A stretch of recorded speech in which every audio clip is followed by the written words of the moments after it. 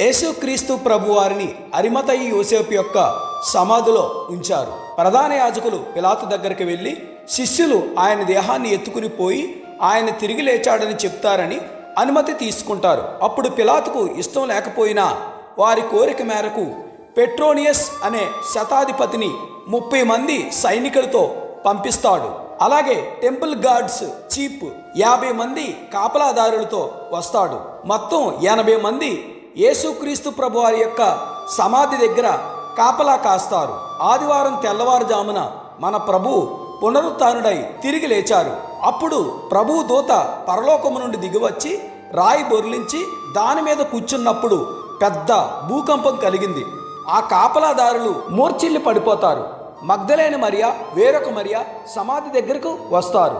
దూత ఆయన ఇక్కడ లేడు, తాను చెప్పినట్టే ఆయన లేచి ఉన్నాడు అని త్వరగా వెళ్ళి ఆయన మృతుల్లో నుండి లేచి ఉన్నాడని శిష్యులకు తెలియచేయుడి అని చెప్పినప్పుడు వారు భయముతో మహా ఆనందంతో సమాధి వద్ద నుండి త్వరగా వెళ్ళి ఆయన శిష్యులకు ఈ వర్తమానము తెలుప పరిగెత్తుచుండగా యేసుక్రీస్తు ప్రభువారు వారిని ఎదుర్కొని మీకు శుభము అని చెప్పారు. వారు ప్రభువుకి మ్రొక్కారు. ఈ విషయాలన్నీ తన సహోదరులకు తెలియచేయమని ప్రభు వారితో చెప్పారు.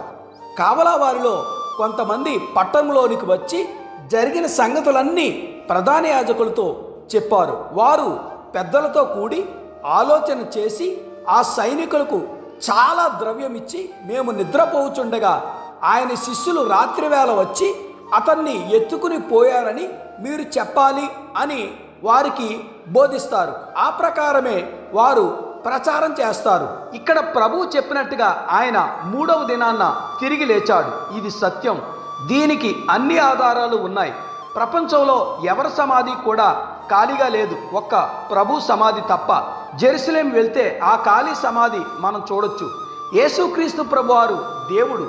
కలిగి ఉన్నది ఏది ఆయన లేకుండా కలగలేదు. ఆయన మొదటివాడు, కడపటివాడు, మృత్యుంజయుడు, యుగ యుగాలు కూడా ఉన్నవాడు.